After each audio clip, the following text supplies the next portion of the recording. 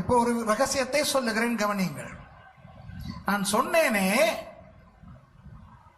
யோவான் 5ஆம் அதிகாரத்திலே ஒரு பண்டிகை வந்தது என்று சொன்னேனே. அந்த பண்டிகை யூதர்களுடைய பண்டிகை என்று சொல்லப்பட்டது என்று சொன்னேனே. அதுவும் ஒரு ஓய்வு நாளிலே வந்தது என்று வாசித்தோமே, யோவான் 5:9. வேத அறிஞர்கள் யூத பஞ்சாங்கத்தை வைத்து கணக்கிட்டு பார்த்து கண்டுபிடித்தது என்னவென்றால், இயேசுவானவர் ஊழியம் செய்ய தொடங்கின அந்த 3.5 வருடங்களில் இந்த பூரீம் பண்டிகை ஒன்றுதான் அவர் ஊழியம் செய்த அந்த முதல் வருடத்தில் ஒரு ஓய்வு நாளில் வந்தது. புரியுதா? அப்போ எஸ்தர் புத்தகத்தினுடைய பூரீம் பண்டிகைக்கும் யோவான் சுவிசேஷத்தின் 5வது அதிகாரத்தில் உள்ள பெதஸ்தா குளத்து அற்புதத்துக்கும் ஏதோ ஒரு தொடர்பு இருக்க வேண்டும். ஏனென்றால், கவனிங்க, ஏனென்றால் மறுபடி யோவான் 5 பற்றி பேசுவோம். இயேசுவானவர் பெதஸ்தா குளத்தண்டை வந்து ஒருவனுக்கு சுகத்தை கொடுத்தார். அது பண்டிகை நாளாய் இருக்க வேண்டும் என்பது முக்கியமில்லை. அது பண்டிகையாய் இருந்தால் என்ன, இல்லாவிட்டால் என்ன, சொல்லுங்க பாப்போம். புரியுதா உங்களுக்கு?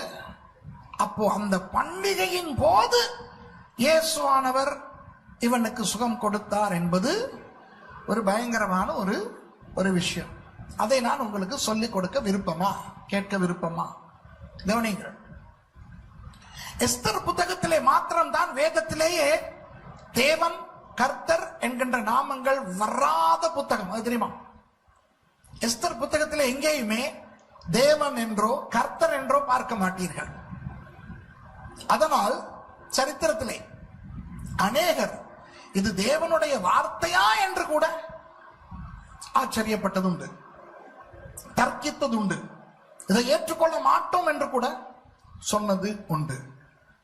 ஆனால் நான் உங்களுக்கு சொல்லுகிறேன், பழைய ஏற்பாட்டிலே திரித்துவ தேவன் வெகு அழகாக செயல்பட்டதை ஆதியாகமத்திலே இருந்து மல்கியா வரை பார்க்கலாம்.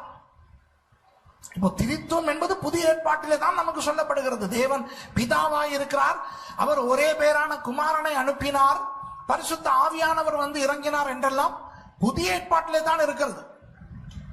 பழைய ஏற்பாட்டை பொறுத்தவரை அவர்களுக்கு அந்த வெளிப்பாடு கிடைக்கவில்லை. ஆனால் இன்று புதிய ஏற்பாட்டு காலத்தில் இருந்து பழைய ஏற்பாட்டை பார்க்கும் பொழுது திரித்துவம் எவ்வளவு அழகாக செயல்பட்டு இருக்கிறது என்று தெரிகிறது. இப்போ நான் உங்களுக்கு சொல்லுவது என்னவென்றால், உண்மையாக அந்த இஸ்ரவேல் ஜனங்களை, யூதா ஜனங்களை அந்த ஆமானினுடைய அந்த சூழ்ச்சியிலிருந்து காப்பாற்றினவர் தேவன், அதிலும் விசேஷமாக கர்த்தராகிய இயேசு கிறிஸ்து. புரியுதா? சரி, இந்த அத்சால் என்று நீங்கள் சொல்லுகிறீர்களே, ஹடாசா, அந்த ஹடாசா என்ற அந்த பெயர் ஒரு செடியை குறிக்கும், மிருது செடி. நீங்க கொஞ்சம் வேகமா ஒரு தற்காலிகமாக பாஸ்டர் சகரியா 1ஆம் அதிகாரத்துக்கு போய் 8, 9, 10 வாசிங்க. அதுல ஹடாசா வருது. எபிரேய மொழியில பைபிள வாசிச்சீங்கன்னா ஹடாசா அதுல வரும். வாசிங்களே. இதோ இன்று ராத்திரி சிவப்பு குதிரையின் மேல் ஏறி இருந்த ஒரு புருஷனை கண்டேன். அவர் பள்ளத்தாக்கில் இருக்கிற மிருது செடிகளுக்குள்ளே நின்றார். அவருக்கு பின்னாலே சிவப்பும் மங்கின நிறமும் வெண்மையுமான குதிரைகள் இருந்தன. அந்த மிருது செடிகளுக்குள்ளே நின்றான் என்று இருக்கிறதா, நின்றார் என்று இருக்கிறதா? நின்றார். அதாவது இயேசு, இது டைபாலஜி, கிறிஸ்டோபனி, தியோபனி என்றெல்லாம் வேதத்தில் இருக்கிறது. உங்களுக்கு ஞாபகம் இருக்கிறதா? ஆபிரகாமுக்கும் சாராளுக்கும் 3 தேவதூதர்கள் வந்தார்களே செய்தி சொல்ல. அதுல 2 பேர் தான் தேவதூதர்கள். ஒருவர் கர்த்தர் இயேசு. அந்த இயேசுவோடு தான். மற்ற 2 தூதரையும் சோதோமுக்கு அனுப்பின பிறகு ஆபிரகாம் அந்த இயேசுவோடு தான். பழைய ஏற்பாட்டில் இயேசு என்று சொல்லப்படவில்லை, ஆனால் கர்த்தருடைய தூதனானவர் என்று வரும். அது இயேசு. உண்மையில் அந்த இயேசு தான் ஆபிரகாமோடு பேசும் பொழுது ஆபிரகாம் சொல்லுகிறார், சோதோமிலே 50 நீதிமான்கள் இருந்தால் அழிப்பீரோ? 40, 30 என்று குறைத்துக் கொண்டே வருகிறாரே. அப்போ அவர் வெறும் தேவ தூதனாய் இருந்தால் என்ன சொல்லியிருக்க வேண்டும்? ஆபிரகாமை பார்த்து, ஆபிரகாமே, நான் ஆண்டவரிடத்தில் கேட்க வேண்டும் என்று சொல்ல வேண்டும். இவர் எப்படி தீர்மானிக்கிறார்? இவர் கர்த்தர் என்றபடியினால். புரியுதா? மனோவாவினுடைய மனைவி, அவர்களுக்கு தரிசனமானவரும் இயேசுதான். அவர்கள் மூலமாய்த்தான் சிம்சோனை எப்படி பெற்று வளர்ப்பது என்கின்ற தீர்க்க தரிசனத்தை இயேசுவானவரே கொடுக்கிறார். கிதியோனை வந்து சந்தித்து பலசாலியே என்று சொன்னவர் இதே கர்த்தர் தான். ஆகவே பழைய ஏற்பாட்டிலே அனனியா, மிஷாயேல், அசரி, அதாவது ஷாத்ராக், மேஷாக், ஆபேத்நேகோ அக்கினி சூளையிலே போடப்பட்ட பொழுது 4ஆவதாக ஒருவர் சுற்றித் திரிந்தாரே, அதுவும் இதே இயேசுவானவர் தான். ஆகவே பழைய ஏற்பாட்டிலே இயேசுவானவர் அதிகமாய் செயல்பட்டது உண்டு. கவனிங்க, வெரி குட். ஒருத்தர் மாத்திரம் கை தட்டுறீங்க, சந்தோஷம். கர்த்தருக்கு நிறைய இந்த மாதிரி விஷயங்கள் கேள்விப்படும் போது கை தட்ட வேண்டும். இப்போ பாஸ்டர் திரும்ப 8வது வசனத்தை வாசிங்க. சகரியா 1:8. இதோ இன்று ராத்திரி சிவப்பு குதிரையின் மேல் ஏறி இருந்த ஒரு புருஷனை கண்டேன். இப்ப இவர் இயேசு, சரியா? இவர் வந்து இயேசு. அவர் பள்ளத்தாக்கில் இருக்கிற மிருது செடிகளுக்குள்ளே நின்றார். கவனிங்க, எக்ஸ்கியூஸ் மீ, எல்லாம் என்ன பாருங்க. மிருது செடிகளுக்குள்ளே நின்றார்னு வாசிக்கிறீங்க தானே? ஹீப்ரூல மிருது செடியை சொல்லுங்க. ஹீப்ரூல என்ன நான் சொல்லி கொடுத்தேன் உங்களுக்கு. ஹடாசா. ஹடாசாவுக்கு உள்ளே, சரியா பாஸ்டர்? நீங்க அப்படின்னா எனக்கு ஹடாசான்னு மாத்திரம் சொல்லி அதை வாசிங்க. அவர் பள்ளத்தாக்கில் இருக்கிற ஹடாசாக்குள்ளே நின்றார். வாவ். இப்ப ஹடாசாவினுடைய பர்ஷியன் பெயர் என்ன? எஸ்தர். இப்ப எஸ்தர்னு வாசிங்க. அவர் பள்ளத்தாக்கில் இருக்கிற எஸ்தருக்குள்ளே நின்றார். அப்போ உண்மையாய் நாம் எஸ்தர் என்று அறிமுகமாகிற அந்த பெண்ணுக்குள்ளே இருந்து செயல்பட்டு யூதர்களை அந்த எதிரியிடமிருந்து காப்பாற்றி அந்த எதிரிகளை அழித்தவர் யார்? இயேசு. இப்ப விளங்குதா உங்களுக்கு? இப்ப புரியுதா? ஒரே ஒருத்தர் வந்திருக்காரு தட்டுறதுக்குன்னே சொல்லி, அவர் மாத்திரம் தான் தட்டுறார். வேற யாரும் தட்டுற மாதிரியே காணோம். ஒண்ணு இதெல்லாம் ஏற்கனவே தெரிஞ்சிருக்கணும், இல்லைன்னா இதை கேட்க நாம வரலப்பா, நாங்க வந்தது கர்த்தர் உன்னை நேசிக்கிறார், கர்த்தர் உன் கடன்களை அடைப்பார், சுகவீனமா இருக்கிறது சுகம் பெற்று போக. சுரேஷ் ராமச்சந்திரன் மீட்டிங்கெல்லாம் சுகம் பெற்றுக்கொள்றதுக்கு வரக்கூடாது. இந்த வசனத்தினுடைய ஏதாவது ரகசியங்களை கற்றுக்கொள்றதுக்கு தான் வரணும். சத்தியத்தை அறிவீர்கள், சத்தியம் உங்களை விடுதலையாக்கும். அப்ப எஸ்தர் புத்தகத்தின் கதாநாயகர் யார்? இயேசு. எந்த வருஷத்திலே இந்த மக்கள் திரும்ப இஸ்ரவேலுக்கு திரும்பி போகிறார்கள், எருசலேமுக்கு திரும்பி போகிறார்கள்? சத்தமா சொல்லுங்க. 516. ஓகே. எந்த வருஷத்தில் இந்த எஸ்தரின் கதை நடக்கிறது? 478. 516 இருந்து 478 கழிச்சா எத்தனை வருது? 70. கழிக்கணும்.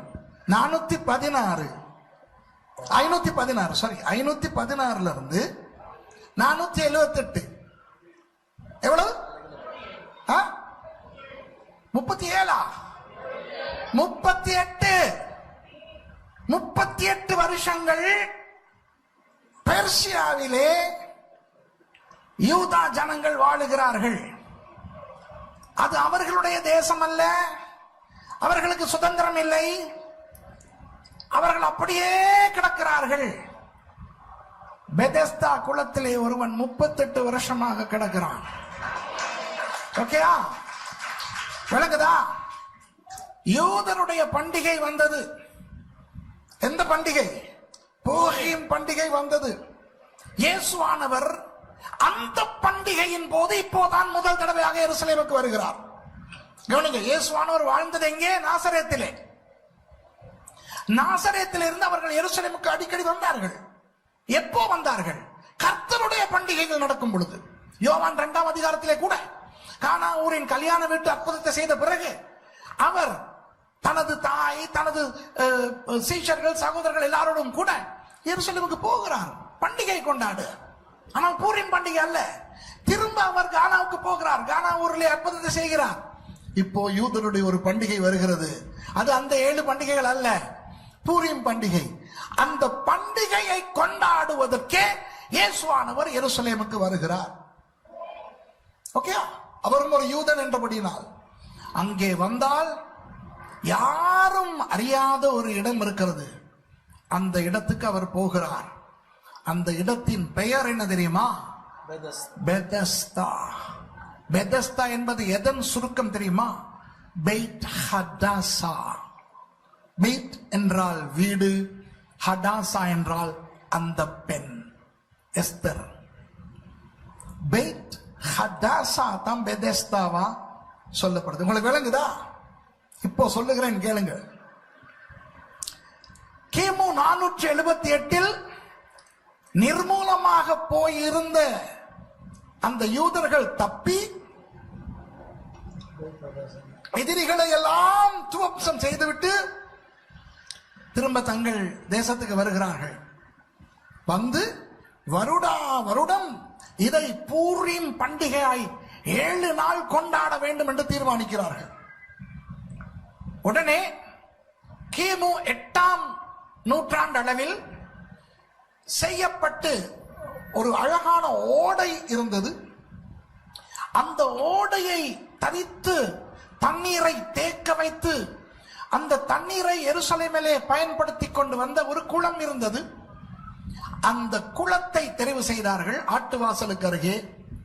அந்த இடத்திலே ஒவ்வொரு வருடமும் யூதர்கள் வந்து பூரீம் பண்டிகையை கொண்டாடுவதற்கு பிரம்மாண்டமான 5 மண்டபங்கள் செய்தார்கள். விளங்குதா?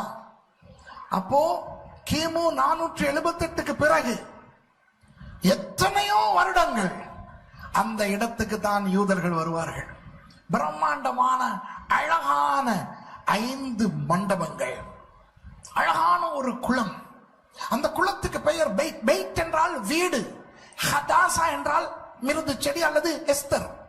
மிருது செடிக்கு யூதர்களுடைய அடையாளம் என்ன தெரியுமா? அதனுடைய அடையாள அர்த்தம் இரக்கம், கருணை. ஆகவே கருணை இல்லம் அல்லது ஹதாசா இல்லம், மிருது இல்லம் என்று அதற்கு பெயர் வைத்திருந்தார்கள். பெத்தெஸ்தா. விளங்குதா உங்களுக்கு? வந்து ஜனங்கள் எல்லாரும் வருவார்கள். காலையில் இருந்து சூரிய அஸ்தமன் வரை அவர்கள் வந்து அந்த மண்டபங்களிலே ஆங்காங்கே நின்று கொண்டு, உட்கார்ந்து கொண்டு, அரட்டை அடித்துக் கொண்டு, கீதங்கள் பாடிக்கொண்டு, ஆண்டவரை துதித்துக் கொண்டு தங்களுடைய இனம் காப்பாற்றப்பட்ட அந்த பண்டிகையை அவர்கள் கொண்டாடி வந்தார்கள்.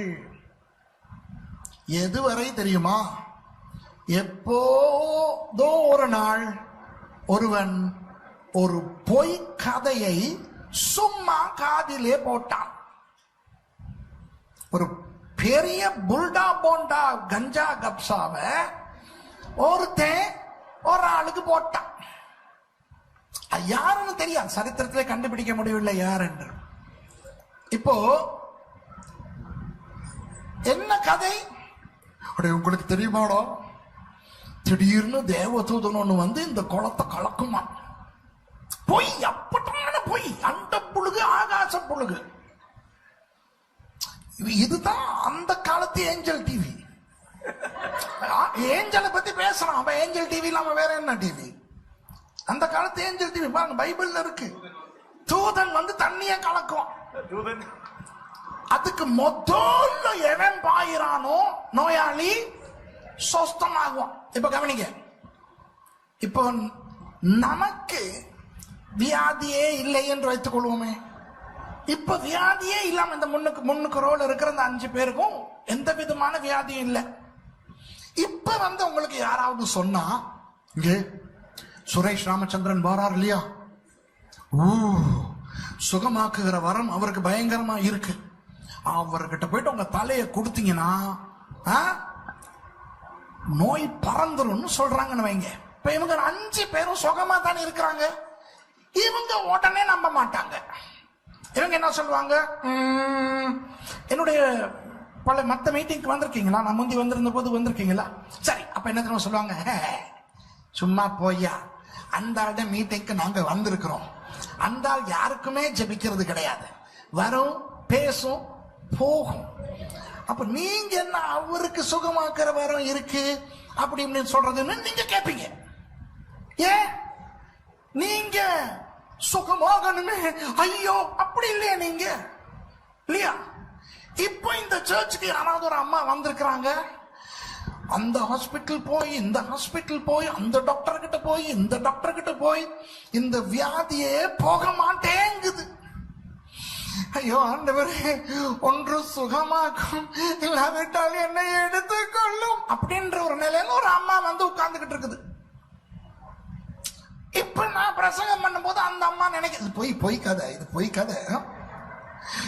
நான் சுகமாகறத பத்தி பேசுவான்னு பார்த்தா இவன் பெதஸ்தாங்கிறான், எஸ்தர்ங்கிறான், அது மொட்டை தலைக்கும் முழங்காலுக்கும் முடிச்சு போட்டுக்கிட்டு இருக்கான். அப்ப யாராவது அவங்க கிட்ட போய் கொஞ்சம் பேசாம இருங்க, முடிச்ச பிறகு வியாதியஸ்தர்களுக்காக இவர் ஜெபிப்பாரு, இவரு ஜெபிச்சா அப்படியே சுகமாகும்னு சொல்றாங்கன்னு வைங்களேன், உடனே அந்த அம்மா நம்பும். ஏன் நம்பும்? அது நிலைமை அப்படி. இத சான்ஸா பயன்படுத்திக்கிட்டு இன்னொரு ஆள் போய், பொதுவா பாஸ்டர் சுரேஷ் அப்படியெல்லாம் ஜெபிக்க மாட்டாரு, ஆனா ஒரு 100 ரூபாய் வெட்டினீங்கன்னா அந்த ஆள் போறதுக்கு முதல் பிடிச்சி தலையை காட்டலான்னு ஒரு வந்து யாராவது வந்து சொன்னா, அந்த அம்மா கையில இல்லாட்டியும் இதுக்குள்ள கடனை வாங்கி அந்த 100 ரூபாயை கொடுத்தாவது ஜெபிச்சுக்கிறோம்னு நினைக்குமா இல்லையா? சொல்லுங்க சொல்லுங்க. நினைக்கும். இது போல எல்லாரும் வந்து பூரீம் பண்டிகை வருடா வருடம் கொண்டாடுகிறார்கள். சுத்தமான இடம், அழகான இடம், அழகான ஒரு சம்பவத்தை அவர்கள் ஞாபகப்படுத்துகிறார்கள், தேவனை துதிக்கிறார்கள், அது ஒரு பண்டிகை. எவனோ ஒருத்தன் ரொம்ப சுகம் இல்லாம இருக்கிற ஒருத்தன் காதுல போட்டுட்டான். இப்ப என்ன தெரியுமா நடக்குது? எல்லாரும் பூரியின் பண்டிகை முடிச்சிட்டு வீடுகளுக்கு போறாங்க தானே, இவன் மாத்திரம் போறான் இல்ல. ஏன்? ஒருவேளை இன்னைக்கு சாயங்காலம் தண்ணீர் கலங்குனா அப்ப அவன் கூட்டாளி வந்து கேட்கலாம், என்ன மச்சான் நீ போகலையா? இங்க வா, யாருக்கும் சொல்லாத, இப்படி ஒரு விஷயம் இருக்கு, தேவ தூதன் வந்து தண்ணிய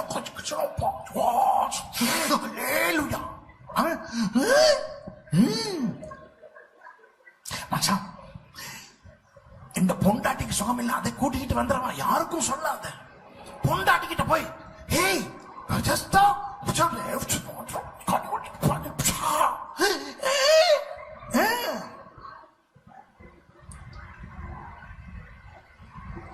கொஞ்சம் கொஞ்சமா பெதஸ்தால ஆள் கூடுது.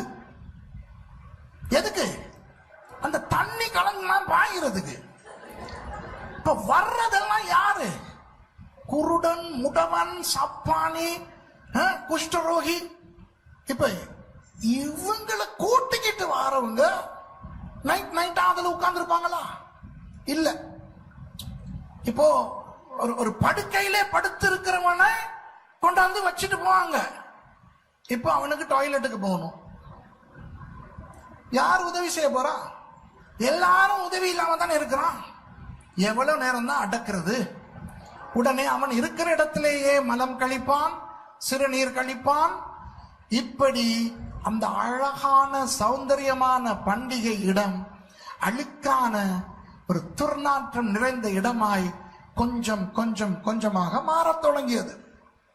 அடுத்த வருடம் பூரிம் கொண்டாட வருகிறவர்கள் வந்து நாற்றம் தாங்க முடியாமல் ஓடியே விட்டார்கள். ஐயோ, அங்க வேற என்னமோ நடக்குதுடா சாமி, எல்லாம் அழுக்கு, போன வருஷம் இருந்த மாதிரி இல்ல.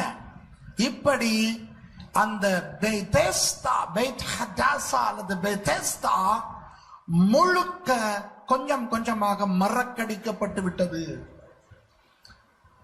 அவர்கள் தங்கள் தங்கள் விருப்பமான இடங்களிலே பூரிம் பண்டிகையை கொண்டாட ஆரம்பித்தார்கள். எந்த அளவுக்கு என்றால், இந்த யூதர்களே பெதெஸ்தாவை மறந்து விட்டார்கள். இப்ப விளங்குதா? ஆனால் இயேசு மறக்கவில்லை. ஏன் இயேசு மறக்கவில்லை?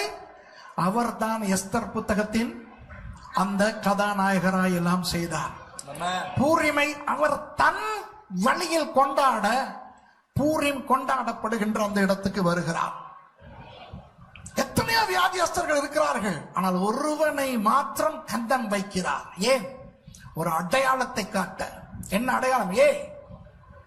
30 38 வருஷம், இதே 38 வருஷங்கள் தான் என் ஜனங்கள் பெர்ஷியாவிலே இருந்தார்கள், உயிரை கையில் பிடித்துக் கொண்டு. என்ன சொல்லுகிறார் பாருங்கள், யோவானிலே 5 அவர் என்ன சொல்லுகிறார்? எழுந்திரு, உன் படுக்கையை எடுத்துக்கொண்டு நட. என்ன அதுக்கு அர்த்தம்? எழுந்திருனா என்ன? எழுந்திரு, இனி நீ இங்கே படுத்திருக்க தேவையில்லை. எப்படி யூதர்கள் இனி பர்ஷியாவிலே சூஷானிலே நீங்கள் படுத்திருக்க தேவையில்லை, எழும்புங்கள், உங்கள் படுக்கையை எடுங்கள். அதாவது உங்களுடைய வாழ்ற இடம் தானே படுக்கை, ஆமாவா இல்லையா? எங்க சுத்தி அடிச்சாலும் வீட்டுக்கு வந்து படுக்கிறோம்ல. படுக்கை எதை குறிக்கிறது?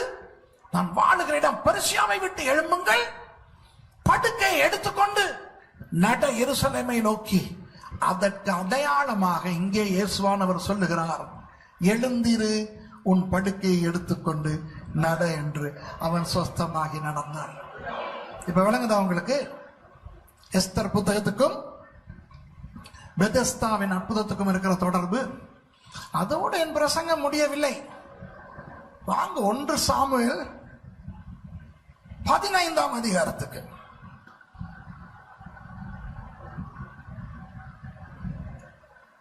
முதலாவது வசனத்திலிருந்து வாசிங்க. பின்பு சாமுவேல் சவுலை நோக்கி, இஸ்ரவேலராகிய தம்முடைய ஜனங்கள் மேல் உம்மை ராஜாவாக அபிஷேகம் பண்ணுகிறதற்கு கர்த்தர் என்னை அனுப்பினாரே, இப்பொழுதும் கர்த்தருடைய வார்த்தைகளின் சத்தத்தை கேளும். சேனைகளின் கர்த்தர் சொல்லுகிறது என்னவென்றால், இஸ்ரவேலர் எகிப்திலிருந்து வந்தபோது அமலேக்கு அவர்களுக்கு வழிமறித்த செய்கையை மனதிலே வைத்திருக்கிறேன். இப்பொழுது நீ போய் அமலேக்கை மடங்கடித்து அவனுக்கு உண்டான எல்லாவற்றையும் சங்கரித்து அவன் மேல் இரக்கம் வைக்காமல் புருஷரையும் ஸ்திரீகளையும் பிள்ளைகளையும் குழந்தைகளையும் மாடுகளையும் ஆடுகளையும் ஒட்டகங்களையும் கழுதைகளையும் கொன்று போட கடவாய் என்கிறார் என்று சொன்னார். சரி, இந்த ஆரம்பத்திலேயே ஒரு முக்கியமான அம்சம் இருக்கிறது. பின்பு சாமுவேல் சவுலை நோக்கி, இஸ்ரவேலராகிய தம்முடைய ஜனங்கள் மேல் உம்மை ராஜாவாக அபிஷேகம் பண்ணுகிறதற்கு கர்த்தர் என்னை அனுப்பினாரே. இப்போ சவுல், உங்களுக்கு அந்த கதை ஞாபகமா இருக்கலாம், கதை தான் உண்மையா நடந்தது, ஞாபகமா இருக்கலாம். சவுலை சாமுவேல் ராஜாவாய் தெரிவு செய்த பொழுது சவுல் என்ன சொல்லுகிறான் தெரியுமா? ஐயோ, நான் ரொம்ப ஒரு சின்ன கோத்திரத்திலே, பெஞ்சமின் கோத்திரத்திலே இருந்து வருகிறவன், என்னை ராஜாவாக ஏற்படுத்த போகிறீர்களா என்று அவன் தன்னை தாழ்த்தித்தான் பேசினான். ஆரம்பத்திலே நிறைய பேர் காரியம் நடக்க முன்பு தங்களை தாழ்த்துவார்கள். சில பேர் சர்ச்சுக்கு வரும்போது எட்டா உடஞ்சி தான் வருவாங்க.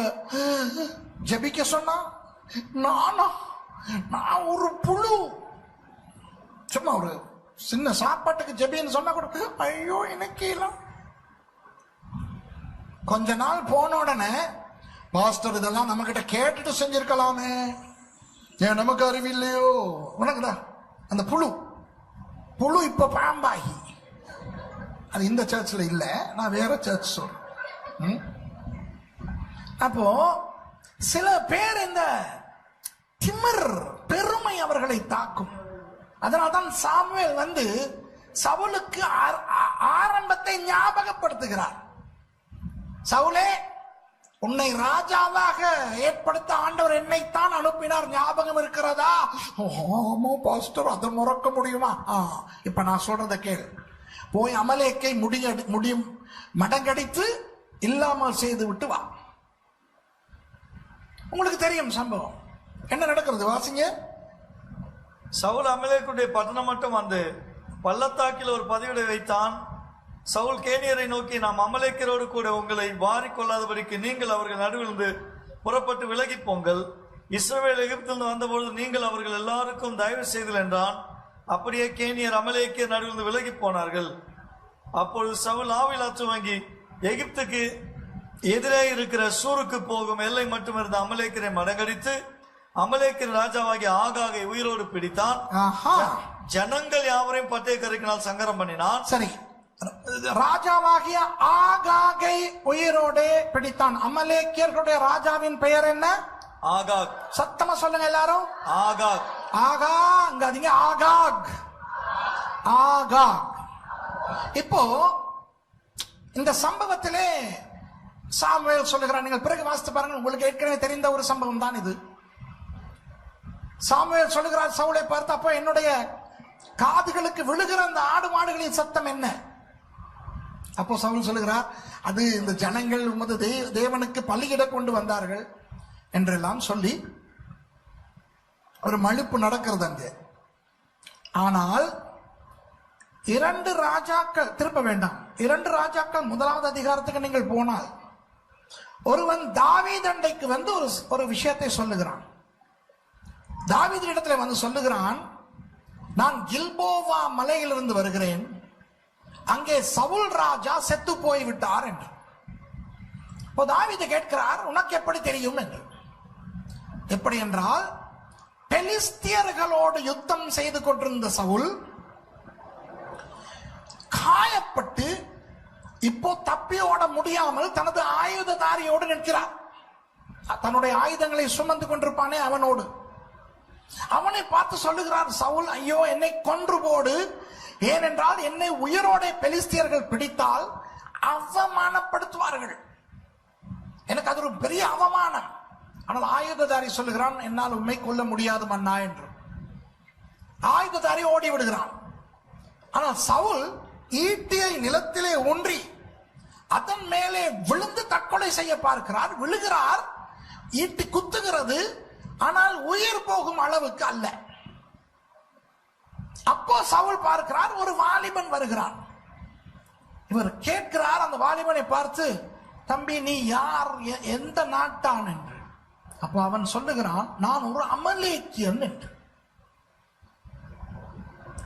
அப்போ சவுலுக்கு ஞாபகம் வந்திருக்கும், ஆடாடா நான் இவர்களை அல்லவா மிச்சம் வைத்தேன் என்று. அதாவது ஆகாக் என்று தமிழிலே வருகிறது அல்லவா, ஆகாக் என்றால் ஒரு மனிதன் என்று நீங்கள் நினைக்கிறீர்கள், அப்படி அல்ல.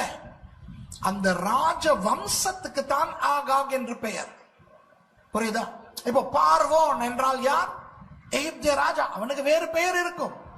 ஆனால் பார்வோன் என்ற அவனுடைய பெயர் டன்காமனா இருக்கும், ராம்சீசா இருக்கும், நெக்கோவா இருக்கும். ஆனால் அவனுக்கெல்லாம் பார்வோன் என்று பெயர். புரியுதா? அதே போல ஏரோது மன்னர்கள் 5 பேர் வந்தார்கள், ஞாபகம் இருக்கிறதா? ஏரோது என்பது ராஜ பெயர், ஆனால் அவர்களுக்கு வேற பேர் இருந்தது. அந்திப்பா, அகிரிப்பா, பிலிப்பு, இப்படி பெயர்கள் இருந்தன. ஆனால் ஏரோது என்பது ராஜ பெயர். அதுபோல சீசர், காய்சர், தமிழிலே ராயன், ரோம அரசர்கள், ஜூலியஸ், காய்சர், அகஸ்டஸ், அகஸ்து ராயன், வெஸ்பசியன் ராயன், நீரோ நாயன் ராயன், இப்படி ராஜ பெயர் வருமே. அதுபோல அமலேக்கியருடைய ராஜ பெயர் தான் எது? ஆகாக். அப்போ 1 சாமுவேல் 15 ஆகாக் என்று சொல்லுகின்ற ஒரு தனி மனிதனை அல்ல சவுல் உயிரோடு வைத்தது, ஒரு ராஜ வம்சத்தையே அவர் மிச்சம் வைத்திருக்கிறார். புரியுதா உங்களுக்கு? அந்த ஆகாகியர்களை மிச்சம் வைத்து விட்டார். இப்போ அப்படிப்பட்ட ஒருத்தன் தான் கில்போவா மலையிலே காணப்படுகிறான்.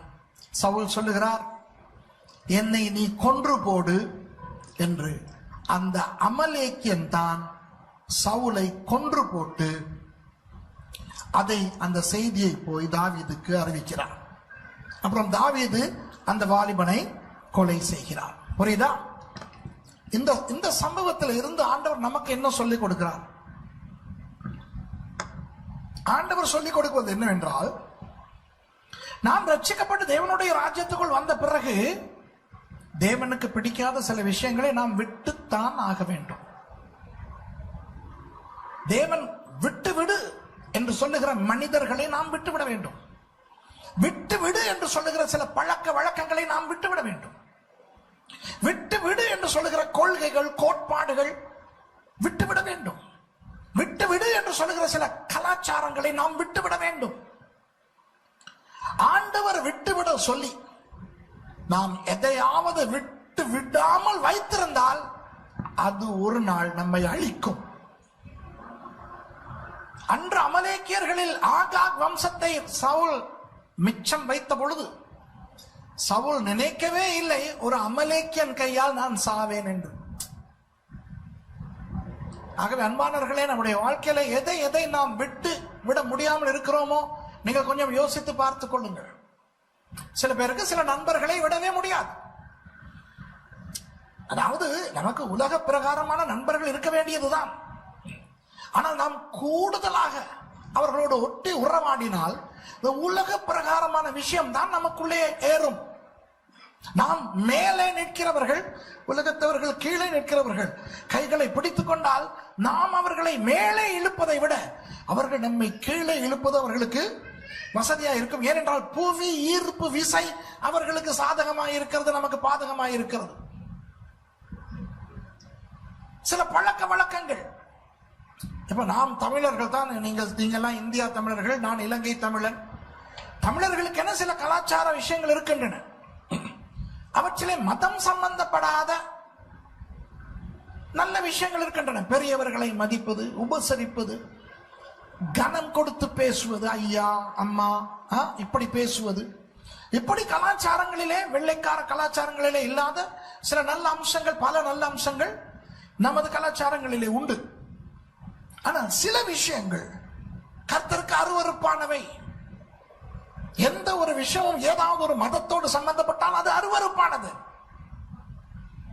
அப்ப ஆண்டவர் சொல்லுவார், நீ இப்போ ரட்சிக்கப்பட்டு விட்டாய், இது முடியாது. ஆனால் விட்டுவிட முடியாது, விட்டுவிடாமல் வைத்திருப்போம். சில பழக்க வழக்கங்கள், சில கோட்பாடுகள், சில எண்ணங்கள், புரியுதா?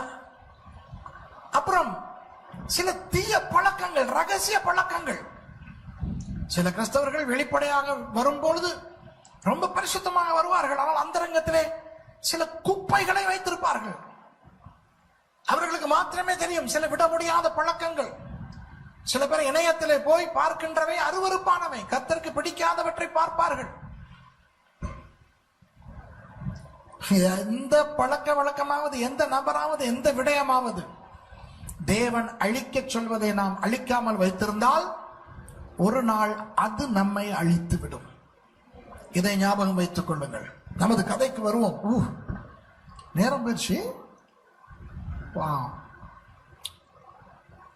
இப்போ சவுல் செத்து போய்விட்டார்.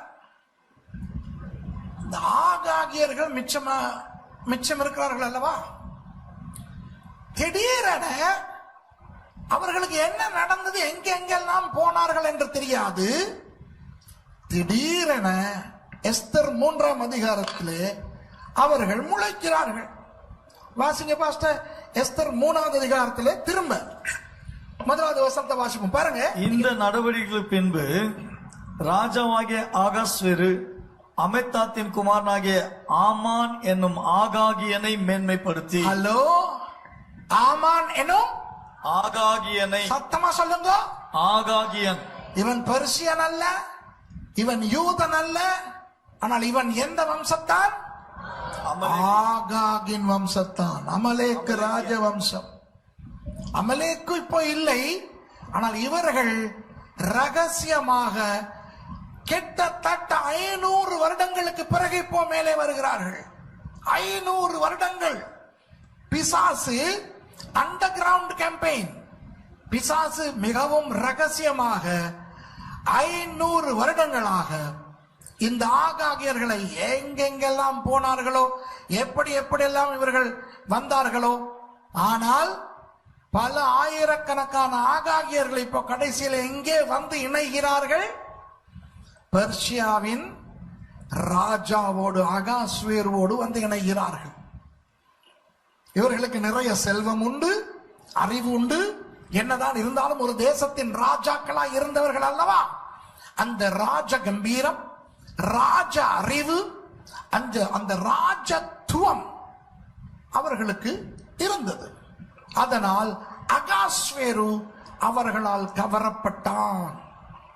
கவரப்பட்டு அவர்களுக்கு நல்ல உயர் தொழில்களை கொடுத்தான். ஆமானை பிரதம மந்திரியாக்கினான். புரியுதோ?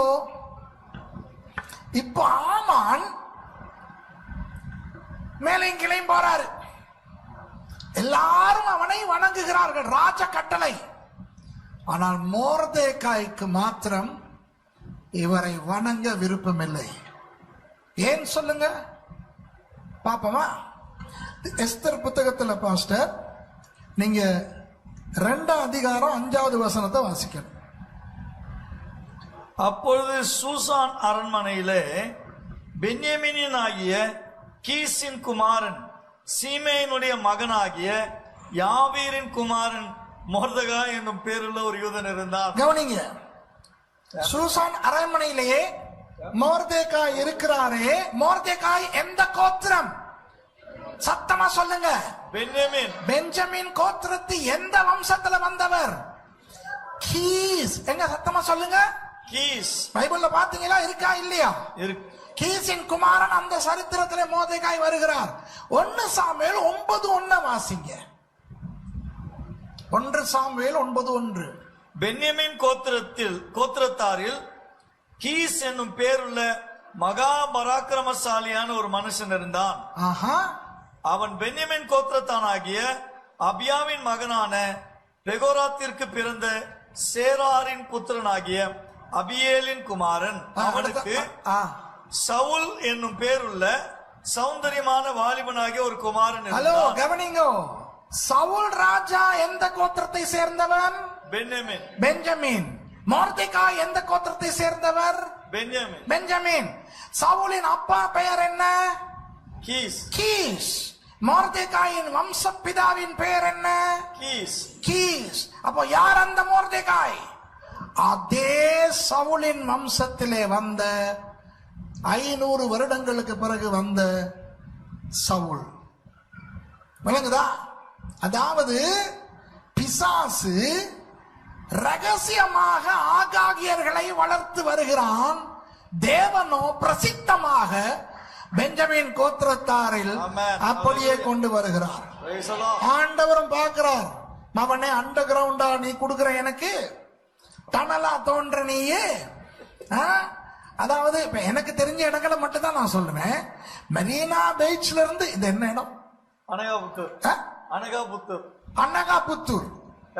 மெரினா பீச்ல இருந்து அனகாபுத்தூர் வரைக்கும் 500 வருஷங்களாக சாத்தான் ரகசியமாக ஆகாகியர்களை கொண்டு வர்றான். தேவன் மேலே எல்லாருக்கும் தெரியறதுக்கு இவர்களை கொண்டு வர்றார். பெர்சியாவிலே ஆகாகியன் முளைத்து பிரதம மந்திரி ஆகிறான். ஏற்கனவே அங்கே மொர்தெகாயை ஆண்டவர் வைத்திருக்கிறார். மொர்தெகாய்க்கு சரித்திரம் தெரியும். என் சந்ததியில் வந்த அந்த சவுல் அன்று ஆண்டவருக்கு கீழ்ப்படிந்திருந்தால் இன்று இப்படி ஒருவன் இருக்க மாட்டான். அப்படி ஆண்டவர் அழிக்க சொன்னவர்களில் ஒருவன் அவனுக்கு நான் வணக்கம் தெரிவிப்பதா? இப்ப விளங்குதா? அதனால் தான் அவர் நட்டமா நிற்கிறார். இப்போ இவர்கள் போய் அவனுக்கு ஆமானுக்கு அங்கொருவன் உம்மை வணங்காமல் கௌரவிக்காமல் இருக்கிறான் என்று சொல்லிவிட்டு சொல்லுகிறார்கள், அவன் ஒரு யூதன். ஆமானுக்கு எப்படி இருந்திருக்கும்?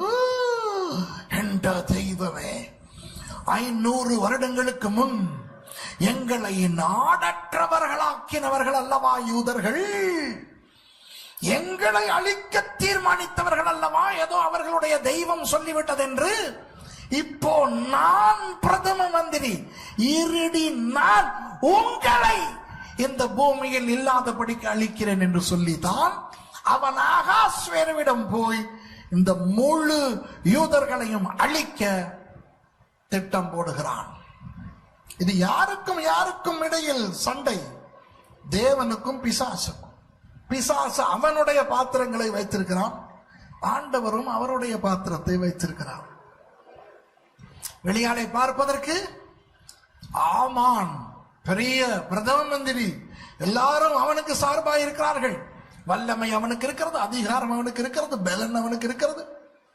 மொர்தெகாய் அடிமைகளாய் வாழ வந்து ஏதோ நன்றாய் இருப்பவர்கள். ஆனால் இஸ்ரவேலின் தேவன் மகா பெரிய தேவனாய் இருக்கிறார். ஆமென், ஆமென், ஆமென். அப்போ 1 சாமுவேல் 15ஆம் அதிகாரத்தில் சாமுவேல் சவுலுக்கு சொன்ன அந்த கட்டளையை கடைசியாய் நிறைவேற்றி முடித்தவர்கள் யார்? மொர்தெகாயும் ஹதாசாவும். அந்த ஹதாசா என்பது மிருது செடி, அதற்குள்ளே இருந்து கிரியை செய்தது சேனைகளின் கர்த்தராகிய இயேசு கிறிஸ்து. விளங்குதா? அப்போ இதுல பல பாடங்களை நாம் படிக்கலாம். ஆண்டவர் எதையாவது அழிக்க சொன்னால் நாம் அழிக்க வேண்டும். அழிக்காவிட்டால் பரவாயில்லை, அவர் யாரை வைத்தாவது அழித்து விடுவார். விளங்குதா? இப்ப அனகாபுத்தூருக்கு பாஸ்டர் அப்பாவை ஆண்டவர் அனுப்புனாரு ஊழியத்துக்கு. அவர் தானே இங்க வந்து ஊழியம் தொடங்கினாரு.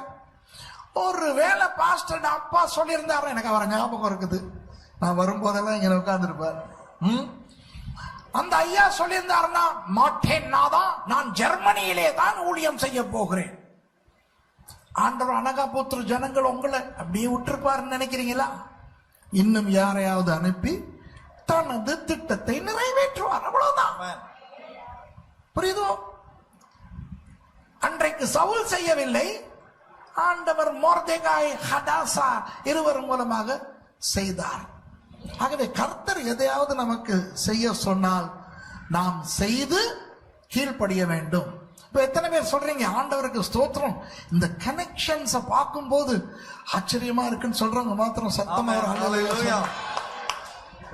விளங்குதா உங்களுக்கு? அப்போ அங்கே கீசின் குமாரன் சவுல் ஆகாகியர்களை மிச்சம் வைக்கிறார். இங்கே கீசின் வம்சத்தவராகிய மொர்தெகாய் அவர்கள் எல்லாரையுமே அழித்து போடுகிறார். இப்போ பாருங்கள், இந்த வெற்றி இது சாதாரணமாக யூதர்கள் தப்பிய ஒன்றல்ல. அன்று ஆண்டவர் விரும்பினது 500 வருடங்களுக்கு பிறகு நிறைவேறுகிறது. அது ஆண்டவருக்கு சந்தோஷமா இல்லையா? அந்த ஆகாகியர்கள் முழுக்க இல்லாது ஒழிக்கப்பட்ட பொழுது ஆண்டவர் சந்தோஷப்பட்டிருப்பார். அப்பா, இப்பதான் அன்று நான் சொன்ன அந்த கட்டளை நிறைவேறியது என்று. அதை கொண்டாடுகிற பூரிம் பண்டிகை தான் இந்த பூரிம் பண்டிகை.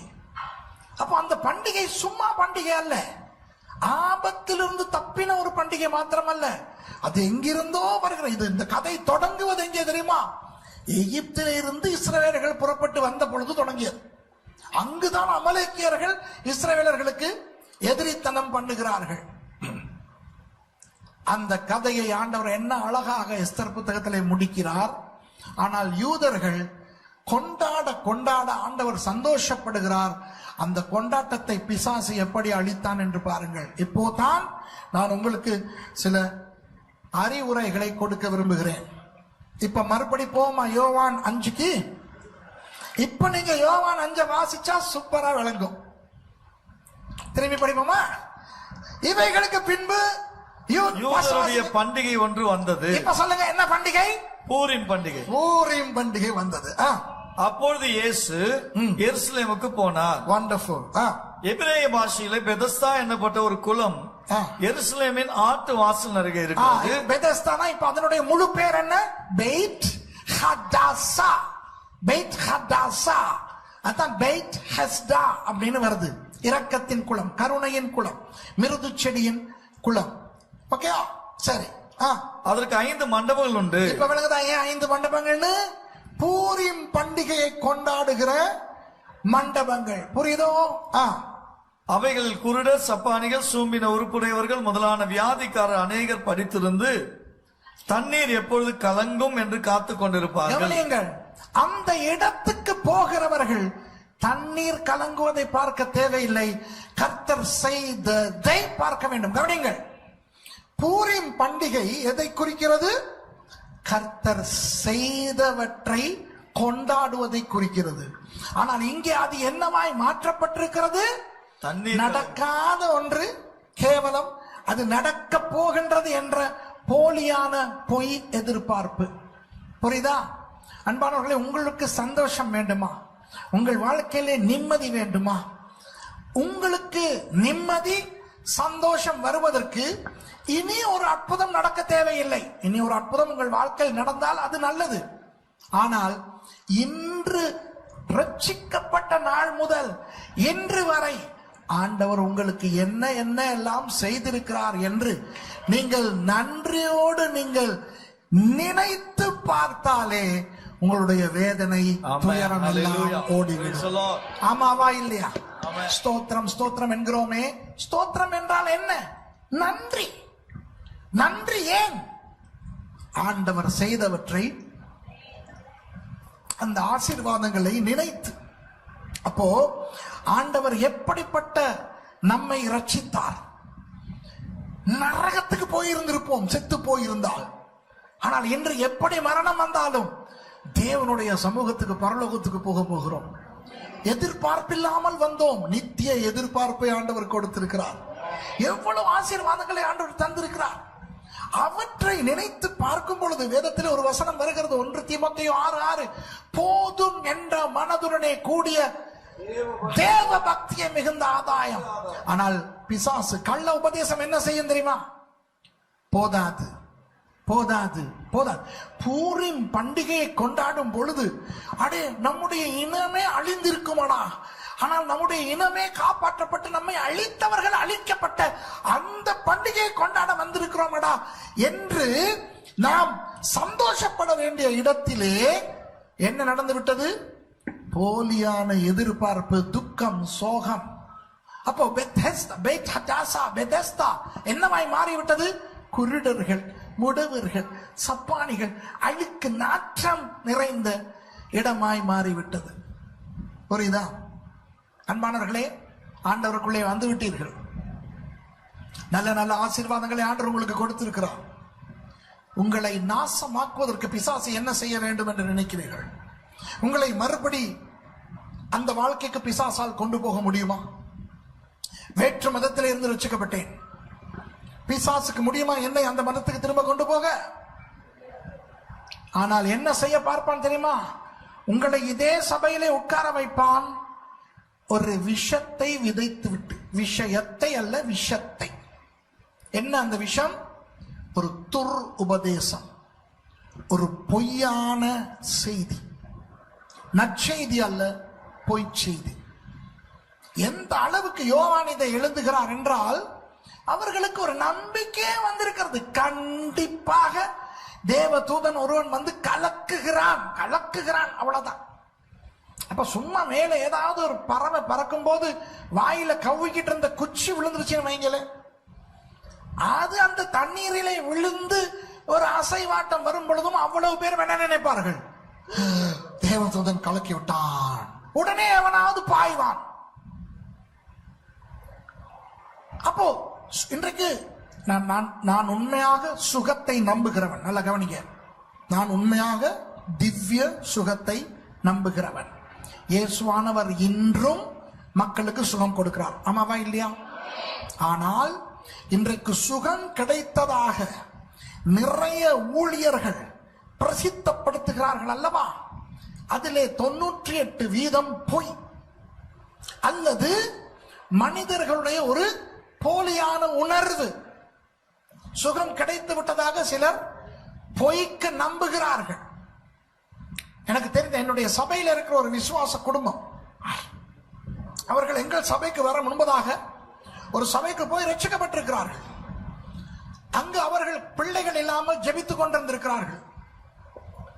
அப்புறம் ஒரு 8 வருடங்கள் அந்த சபையில் இருந்த பிறகு ஏதோ ஒரு காரணமாக அவர்கள் விலகி விட்டார்கள் என்று வைத்துக் கொள்ளுங்களேன். அப்படி விலகி வீட்டிலே இருந்து ஆராதித்துக் கொண்டிருக்கும் பொழுது அந்த பெண் கர்ப்பவதியாகிவிட்டாள். அப்புறம் அவர்கள் வேறொரு சபைக்கு போக ஆரம்பித்தார்கள். ஒரு பெரிய பிரசித்தமான இலங்கையில் ஒரு பெரிய ஒரு சபை. அந்த சபையினர் என்ன சொல்லியிருக்கிறார்கள் தெரியுமா? சிஸ்டர், நீங்கள் வந்து சாட்சி ஒன்று சொல்ல வேண்டும். என்ன சாட்சி? நான் இந்த சபைக்கு வந்தபடியினால் 8 வருஷங்கள் பிள்ளைகள் இல்லாதிருந்த எங்களுக்கு கர்த்தர் குழந்தை வரம் கொடுத்திருக்கிறார் என்று. அப்ப இவர்கள் சொன்னார்களாம், இல்லை, இங்கே வர முன்பே என் மனைவி கர்ப்பமாகி விட்டாள் என்று அந்த சகோதரர் சொல்லி இருக்கிறார். அப்ப அவர்கள் சொன்னார்களாம், நீங்கள் இந்த சபைக்கு வர வேண்டுமானால் அப்படி சாட்சி சொல்லத்தான் வேண்டும், இல்லாவிட்டால் உங்களை நாங்கள் எடுக்க மாட்டோம் என்று. இந்த அளவுக்கு கள்ளர்களும் வஞ்சகர்களும் நிறைந்திருக்கிற ஒரு உலகம் இது. எனவே துர் உபதேசங்களும் கள்ள உபதேசங்களும் நம்முடைய காதுகளுக்கு வரும். எப்படிப்பட்டவர்கள் அதை நம்புவோம் தெரியுமா? தேவைகளோடு, வேதனைகளோடு, ஏக்கங்களோடு இருப்பவர்கள் தான் நம்புவோம். நான் இந்த இடத்துல இருந்து ஒரு பொய் தீர்க்க தரிசனத்தை சொல்லுகிறேன் என்று வைத்துக் கொள்வோம். இப்படி சொல்லுகிறேன், சகோதரியே, நீ ஒரு தீர்மானம் எடுக்க முடியாமல் குழம்பிக் கொண்டிருக்கிறாய். பொய், இது பொய். இது சொல்லும் போது எத்தனை பேர் நினைப்பீங்க, நான் தான் இந்த நிலைமையில தானே முக்காவாசி பேர் இருக்கிறது. கர்த்தர் சொல்லுகிறார், மகளே, நீ இந்த ஊழியக்காரனை சந்தி. இந்த ஊழியக்காரன் உன்னை வழி நடத்துவான். யார்? இந்த வந்திருக்கிற சுரேஷ் ராமச்சந்திரன். பாஸ்டர் கிறிஸ்துதாஸ் வேலை இல்ல, அவர் வேலை இல்ல, அவர் லோக்கல், இது இன்டர்நேஷனல். சுரேஷ் ராமச்சந்திரன் கிட்ட போ, அவர் உன்னை நடத்துவார். உடனே வந்து தலையை கொடுக்கறதுக்கு முக்காவாசி பேர் இருக்கும். அப்ப நான் என்ன சொல்லுவேன், சிஸ்டர், கர்த்தர் எனக்கு வெளிப்படுத்தினது உங்களை தான். இது வந்து அபிஷேகிக்கப்பட்ட, நான் இஸ்ரவேல்ல இருந்து கொண்டு வந்த ஒரு பிளாஸ்டிக். இதை நீங்க 923 ரூபாய் கொடுத்து வாங்கினா, ஒவ்வொரு நாளும் காலையிலையும் மாலையிலையும் ஜெபிக்கிறதுக்கு முத இதை எடுத்து முத்தம் கொடுத்துக்கிறங்க. இப்படி சொல்ற ஆக்களும் எனக்கு தெரியும், இப்படிப்பட்ட ஆக்கள் பின்னால போறவங்களையும் எனக்கு தெரியும். அதாவது தேவதூதன் வந்து கலக்குவானா, பூர்ணிமை எப்படி நாசமாக்குனாங்கன்னு தெரியுதா? ஒரு சின்ன கட்டுக்கதை, பொய் கதை. ஒருவனும் அதை ஆராயவில்லை. எப்ப வந்தான் கடைசியாக தேவதூதன் எப்போ வந்தான்னு யாராவது ஒருவன் கேட்டானா? எங்கே அப்படி தண்ணீர் கலங்கின பொழுது சுகமான ஒருவனை நிறுத்து சொன்னாங்களா? அது நடக்கவே இல்லை. உங்களுக்கு தெரியுமா, இந்த வேதத்துல எது எழுதப்பட்டிருக்கிற விதத்தை பார்த்து என்னிடத்துல சில பேர் சொல்வார்கள், பாஸ்டர் அப்படி நடந்து இருக்கிறது, பாஸ்டர் அப்படித்தான் சொல்லி இருக்கு. இல்லை, இது ஒரு கட்டுக்கதை. புரியுதா? அன்பானவர்களே, நீங்கள் கிறிஸ்தவத்தை விட்டு வெளியேற்றுவது பிசாசுக்கு முடியாத காரியம். ஆனால் உங்களை இங்கே முட்டாள்களாக உட்கார வைத்திருப்பது அவனுக்கு விருப்பம். அதனால் போலியான, கவர்ச்சியான, கேட்பதற்கு இனிய பொய் கதைகளை பிசாசு கொடுப்பான். ஆகவே நீங்கள் இன்றைக்கு இணையத்தை பார்த்தால், யூடியூப் முதலான எத்தனையோ அலைவரிசைகளில் எத்தனையோ பேர் வந்து கர்த்தருடைய வார்த்தையை பேசுகிறேன் என்று சொல்லி பேசிக் கொண்டிருக்கிறார்கள். தயவு செய்து கவனமாயிருங்கள், தயவு செய்து கவனமாயிருங்கள். எல்லாரும் இந்த சர்ச்சை சேர்ந்தவங்க தானா? தயவு செய்து உங்களுடைய பாஸ்டருடைய அறிவுரைகளை எடுங்கள். முன்பின் தெரியாத ஒரு பிரசங்கத்தை நீங்கள் பார்க்கிறீர்களா? திடீரென அந்த நபர்களுடைய பிரசங்கம் கேட்க ஆசையா இருக்கிறது என்று தெரிகிறதா? உடனே ஒரு வார்த்தை இவர்கிட்ட சொல்லுங்க, பாஸ்டர் இப்படிப்பட்ட ஒரு ஆள்கிட்ட பிரசங்கம் பார்த்தேன், நல்லா இருக்குது, பார்க்கவா வேணாமா? உங்கள் ஊழியக்காரன் சொன்னால் வேண்டாம் என்று உடனே நிறுத்துங்கள். ஏன்? பரிதபிக்கப்படுகிற நிலையிலே இருக்கிற நமக்கு நம்முடைய காதுக்கினிய ஒரு செய்தி வந்தால் நாம் அதை கவ்வி பற்றிக் கொள்வோம். இன்றைக்கு நிறைய சபைகளில் அது நடந்திருக்கிறது. ஒருவர் மற்றவருக்கு சொல்லி, அவர் மற்றவருக்கு சொல்லி துருபதேசங்கள் நிறைந்திருக்கின்ற. பாருங்க, ஒரு சின்ன பொய் தகவல், ஒரு சின்ன ஒரு பொய். ஒரு தூதன் வந்து தண்ணியை கலக்குவான், குதிக்கிறமே சுகமான, அவ்வளவுதான். ஒரு 5 மண்டபங்கள் கொண்ட அந்த பெய்ட் ஹதாசாவே நாசமாய் போனது. எவ்வளவு கவலையா இருந்திருக்கும் அந்த இடத்துக்கு வந்த இயேசுக்கு இதை பார்த்து. அதனால் தான் அவர் அடையாள ரீதியாக தான் தனியாக கொண்டாடுகிறார். அவருக்குன்னு ஒரு கொண்டாட்டம். 38 வருடங்கள் படுத்திருந்தவனை எழுந்து இங்கிருந்து போ என்று சொல்லுகிறார். இப்ப உங்களுக்கு விளங்குதா? ஆண்டவருக்கு ஸ்தோத்திரம். பாஸ்டர், நான் முடிஞ்சு, இதுக்கு மேல பேசுறதுக்கு ஒன்றும் இல்லை. வாங்க,